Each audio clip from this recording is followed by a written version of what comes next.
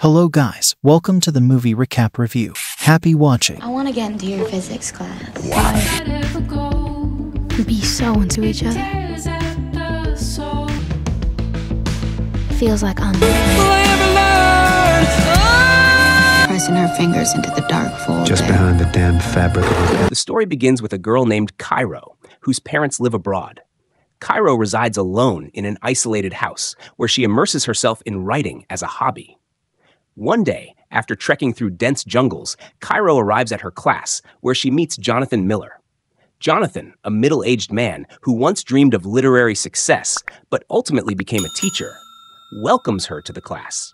When Cairo joins, Jonathan assigns her to read books from the syllabus, but she's already read them all. Soon, another girl named Winnie, a close friend of Cairo's and fellow classmate, arrives, and the two decide to go grab a bite to eat. Later, Jonathan notices an adult book among Cairo's belongings, which catches his attention. Just then, his friend Boris shows up with coffee, notices the book, and realizes it's a copy of Jonathan's own obscure, forgotten novel. Both men are surprised to see it in Cairo's possession. That evening, Jonathan tries to share this discovery with his wife, Beatrice, hoping to pique her interest. However, she's occupied on a call with her friend Amy. After the call, Beatrice and Jonathan sit down for a drink together, growing closer. But just as they begin to connect, Beatrice receives another call. Jonathan's frustration builds as he's once again interrupted. The next day, Jonathan recounts the previous night's frustrations to Boris, who can't resist making fun of him. As they talk, they spot Cairo emerging from the jungle, and Jonathan, still a little preoccupied, watches her intently. He calls out to her, "Aren't you scared coming through the jungle alone?" Cairo replies confidently, "I'm the scariest thing in those jungles." Jonathan chuckles, amused by her boldness. At school, Winnie accidentally drops her books in front of Boris, who quickly catches on that it's all an act. Smirking, he asks, "All right, Winnie, what is it you want?" She continues to tease him, enjoying the attention, while Cairo watches, bemused. Cairo laughs, telling her, "You're absolutely crazy." Later, Cairo and Winnie head to Cairo's house. Cairo, burdened with an assignment from college, tells Winnie about her struggle to identify her biggest achievement for her college application. They brainstorm together, but nothing they come up with feels truly original. Finally, Winnie jokes, "How about you write about having an affair with your teacher?" Cairo immediately protests, pointing out that Jonathan is 20 years her senior, but Winnie insists, saying it's not so uncommon now, and that Jonathan is a decent guy, perfect for a first experience. Winnie goes on to mention how Jonathan seems to watch Cairo during class, which makes Cairo feel shy and a little flattered.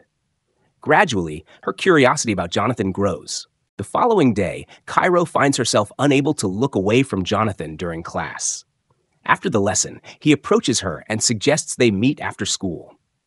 Once class ends, Jonathan invites Boris to join him for dinner. Boris playfully dances his way out, and after he leaves, Jonathan attempts to mimic the same dance steps, chuckling to himself when Cairo appears.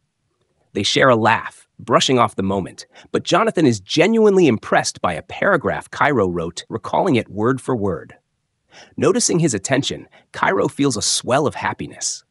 Jonathan then encourages her to write a short story inspired by her favorite author, promising her full marks on her midterm if she does.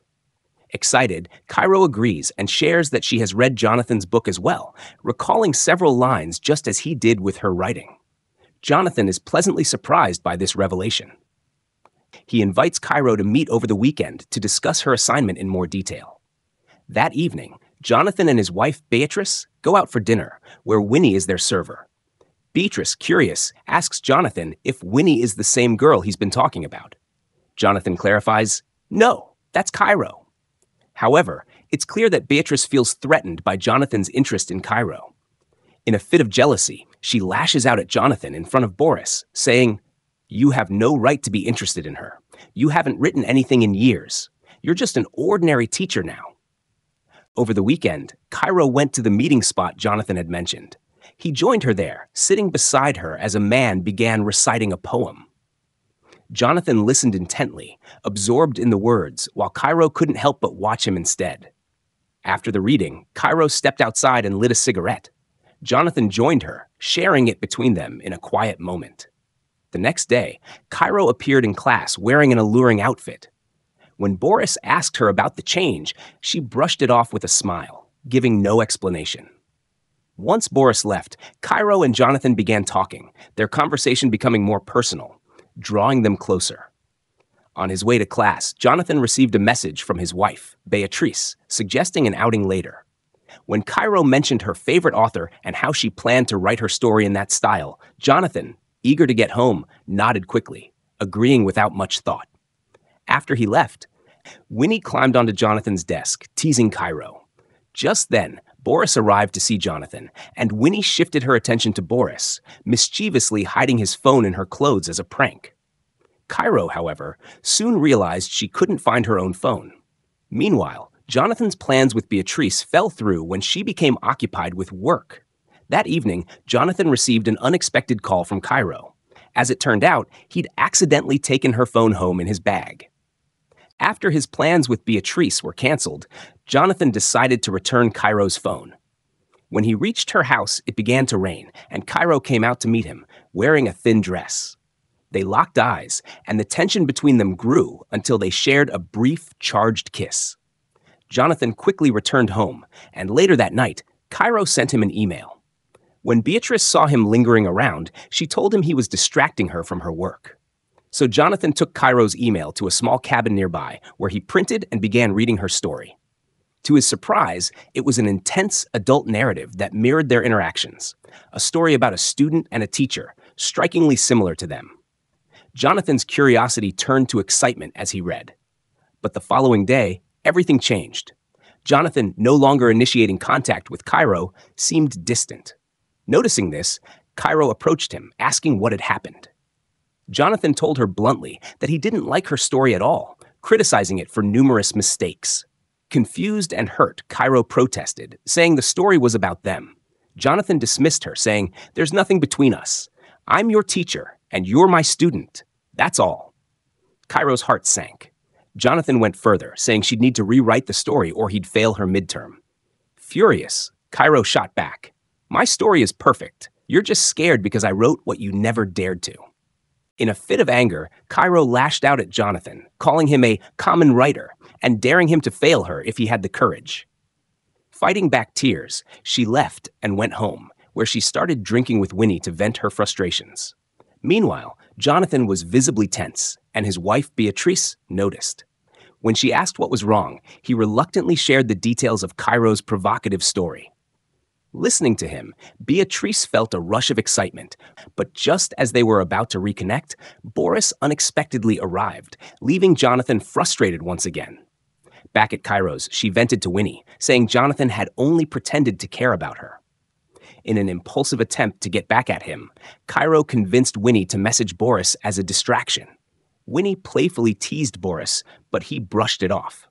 Determined to catch his attention, Cairo and Winnie decided to up the ante, taking provocative photos together and sending them to Boris. The moment he saw the images, Boris abruptly left Jonathan's house. As if things couldn't escalate further, Beatrice received a call from the school. Word had spread, and rumors of an affair between Jonathan and Cairo were now all over campus. Jonathan's wife was stunned when she heard the rumors, demanding to know why so much trouble was arising over a student's story. Growing suspicious, she asked him directly if there had been anything more between him and Cairo. Jonathan denied it, though his answer didn't fully reassure her. The following day, Cairo didn't show up to class. Instead, she was summoned to the vice principal's office along with Jonathan. The vice principal, now aware of the rumors, questioned them both about the nature of their relationship. Cairo admitted they had met outside of school, smoked cigarettes together, and that Jonathan had even given her an early midterm assignment. But when it was Jonathan's turn to respond, he hesitated, struggling to find the words to explain himself. His silence spoke volumes, and the vice principal made her decision, suspending him from his position on the spot. As Jonathan left the office, Boris confronted him, disappointed. "You should have known your boundaries," Boris said. "Now, because you crossed the line, look at the mess you're in." With that, Boris walked away, leaving Jonathan to face the consequences of his actions alone. When Jonathan returned home and told his wife he had been fired, she began to question him, her tone laced with doubt. She pressed him again. Did something happen between you two? Jonathan denied it, but her suspicion only deepened. Do you have feelings for that girl? She asked, but he stayed silent. Tensions flared, and soon they were accusing each other of every flaw and failure in their marriage. The fight escalated until Jonathan's wife finally declared she wanted a divorce. Meanwhile, Winnie confronted Cairo. What you did cost Jonathan his job, she said, but Cairo just shrugged. He underestimated me, she replied coldly. Now, he'll know exactly who I am. She considered all this her greatest achievement. She added, Jonathan's lost his job and his wife. Let's see if he can still write now. In the final scene, Cairo encounters Jonathan outside the school. She stands frozen, watching him, tears slipping down her cheeks. Jonathan notices her and quietly says, "Hi." And that's the end of the story. I hope you liked it. Comment down below what movies do you like us to recap next. Thank you for watching. Don't forget to like and subscribe. Until next time.